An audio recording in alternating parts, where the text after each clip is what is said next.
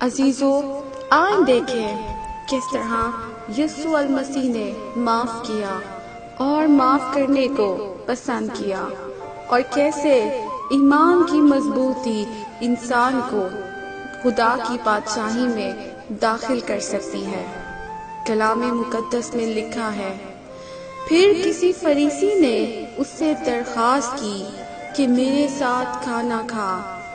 بس وہ اس فریسی کے گھر جا کر کھانا کھانے بیٹھا تو دیکھو، ایک بدچلن عورت جو اس شہر کی تھی، یہ جان کر کہ وہ اس فریسی کے گھر میں کھانا کھانے بیٹھا ہے، سنگ مرمر کے عطردان میں عطر لائی اور اس کے پاؤں کے پاس روتی ہوئی پیچھے کھڑی ہو کر اس کے پاؤں آنسوؤں سے بھگونے لگی، اور اپنے سر کے بالوں سے ان کو پونچھا اور اس کے پاؤں بہت چومے اور ان پر عطر ڈالا۔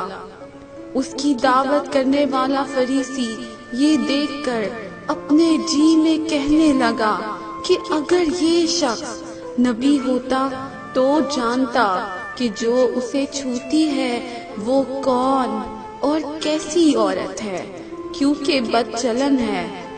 یسوع نے جواب میں اس سے کہا، اے شمعون، مجھے تجھ سے کچھ کہنا ہے۔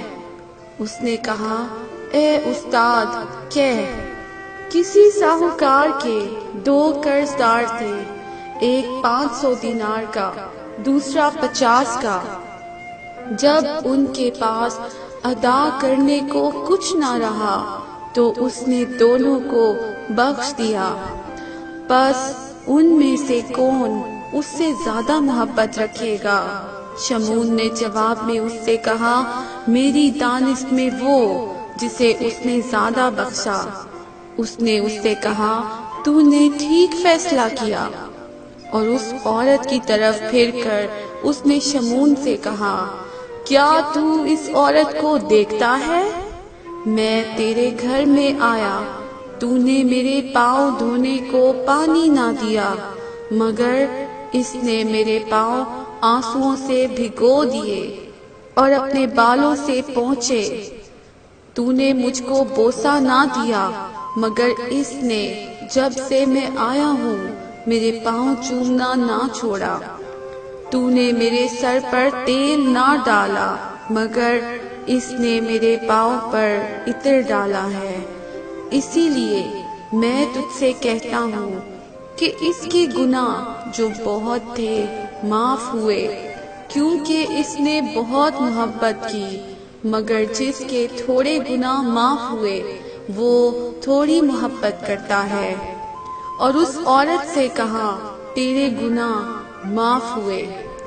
اس پر وہ جو اس کے ساتھ کھانا کھانے بیٹھے تھے اپنے جی میں کہنے لگے کہ یہ کون ہے جو گناہ بھی معاف کرتا ہے؟ مگر اس نے عورت سے کہا، تیرے ایمان نے تجھے بچا لیا ہے، سلامت چلی جا۔ میرے عزیزو، آج کے کلام میں ہم نے دیکھا کہ ایمان کی مضبوطی اور خداوند یسوع المسیح پر کامل یقین کہ وہی ہمارا نجات دہندہ ہے، ہمیں خدا کی بادشاہی میں داخل کر سکتا ہے۔